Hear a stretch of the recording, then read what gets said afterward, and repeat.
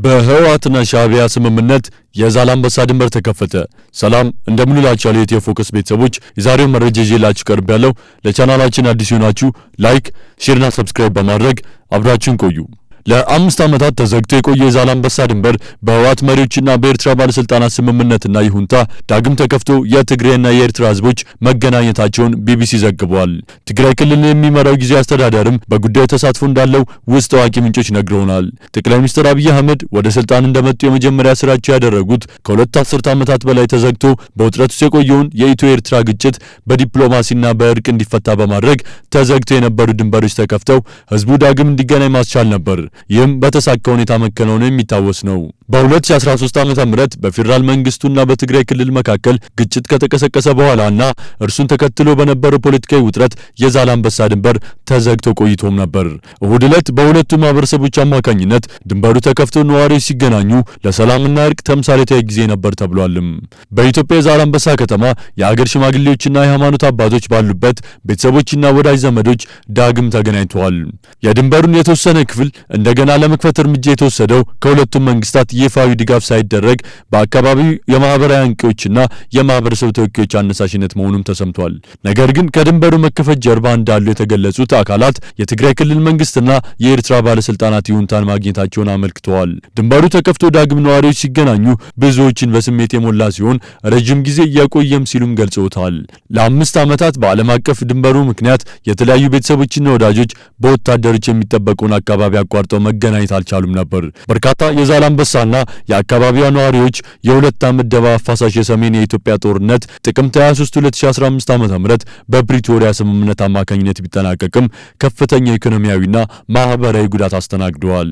በርካቶች ቤት ንብረታቸውን ጥለው የሸሹ ሲሆን በአሁኑ ወቅት ከዛላንበሳ 30 ኪሎ ሜትር ርቀት ላይ በምትገኘው አዲግራት ከ55000 በላይ ነዋሪዎች በመጠለያ ጣቢያ ውስጥ ይኖራሉ። ምንም እንኳን የሰሜን ኢትዮጵያ ጦርነት ካበቃ ዓመታት ያለፉት ቢሆንም ድንበሩ ግን በሁለቱ ሀገራት መንግስታት መካከል በተፈጠረው ቅራኔ ምክንያት ዝግ ሆኖ ቆይቷል።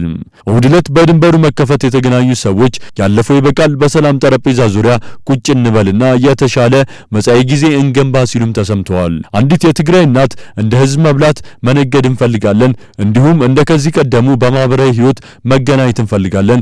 የእነርሱ ቤተሰቦች እዚህ ያሉ፣ የኛ ቤተሰቦች እዚህ ያሉ፣ የምንፈልገው ሰላም ነው ስትልም ለቢቢሲ ተናግራለች። ነገር ግን በጦርነት የደረሰውን ጉዳት ለመጠገን በርካታ ስራዎች መስራት ይጠይቃል። የዛላንበሳ መሰረተ ልማቶች ወድመዋል። መብራት፣ ስልክ እንዲሁም የባንክ አገልግሎት ተቋርጧል። አብዛኛውን መሰረተ ልማት በኢትዮጵያ መንግስት የተዘረጋ ሲሆን ጥገና ለማካሄድም ከፍተኛ መዋለ ንዋይ እንደሚጠይቅ ነዋሪዎች ይናገራሉ። የውሃ፣ የጤና እንዲሁም የትምህርት ተቋማትም ጉዳት ደርሶባቸዋል። የአካባቢው ማህበረሰብና ለጋሾች ቀስ በቀስ እየገነባቸውም ይገኛሉ። ኤርትራ ነጻነቷን ካገኘች 3 አስርት ዓመታት ያለፈ ሲሆን የሁለቱ ሀገራት ግንኙነት ውጥረት የሞላበት ድንበሩን ለበርካታ ዓመታት ተዘግቶ የቆየ ነው። ጠቅላይ ሚኒስትር አብይ ወደ ስልጣን ሲመጡ ከፕሬዝዳንት ኢሳያስ አፈወርቂ ጋር ታሪካዊ የሰላም ስምምነት ከፈረሙ በኋላ ለአጭር ጊዜም ቢሆን የሁለቱ ሀገራት ድንበር ተከፍቶም ነበር። ስምምነቱ ጠቅላይ ሚኒስትር አብይ የኖቤል ሰላም ሽልማት እንዲያገኙም አድርጓል። ይህ እርምጃ መጀመሪያ ላይ ተስፋን የፈነጠቀ ቢሆንም የትግራይ ጦርነት መቀስቀስ ግን ነገሮችን ሙሉ በሙሉ ሊቀይር ችሎም ነበር። በስነ ስርዓቱ ላይ ለመገኘት ከኤርትራ ሰንዓፌ መምጣቱን የተናገረው ነቢያት ወልደ ጊዮርጊስ ዛሬ የጀመርነው ሰላምና እርቅ ተጠናክሮ እንደሚቀጥል እርግጠኛ ነኝ ብለዋል። ዛላንበሳን ጥለው ለ5 ዓመታት በአዲግራት የስደተኞች መጠለያ የሚኖሩት ወይዘሮ አምለሰት ዛሬ የተዘጋውን ቤቴን ለማየት መጣው፣ ከአሁን በኋላ ልጆቼን ይዤ በቤቴ መኖሬን እቀጥላለሁ ሲሉም ተደምጠዋል። የአካባቢው ነዋሪዎች በአንድ ወቅት በጋራ ይኖሩ የነበሩ ቤተሰቦች በጦርነቱ ምክንያት እንዴት እንደተለያዩም ያስታውሳሉ። የሁለቱም ማህበረሰቦች ተወካዮች ሰላምና እርቅ ተጀምሯል ሲሉ ያወጁ ሲሆን ነዋሪዎች ዳግም ወደ ቤታቸው ተመልሰው ህይወታቸውን ዳግም መገንባት እንዲጀምሩ ጥሪ አቅርበዋል። የሁለቱም ማህበረሰቦች ተወካዮች ሰላምና እርቅ ተጀምሯል ሲሉ ያወጁ ሲሆን ነዋሪዎች ወደ ቤታቸው ተመልሰው ህይወታቸውን ዳግም መገንባት እንዲጀምሩም ጥሪ አቅርበዋል። ይሁን እንጂ አሁንም ተግዳሮቶች አሉ።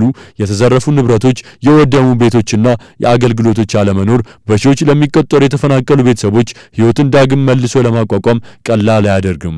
ከዚህም በተጨማሪ ደግሞ ይህ በአካባቢው ማህበረሰቦች መካከል የተደረሰው ስምምነት በኢትዮጵያና በኤርትራ መንግስታት መካከል በአዲስ አበባና አስመራ እንዴት እንደሚተረጎም ግልጽ አይደለም። አድማጭ ተመልካቾቻችን ለዛሬ ያዝንላችሁ መረጃ ይህንን ይመስል ነበር። በሌሎች መረጃዎች እስክንገናኝ ሰናይ ቀን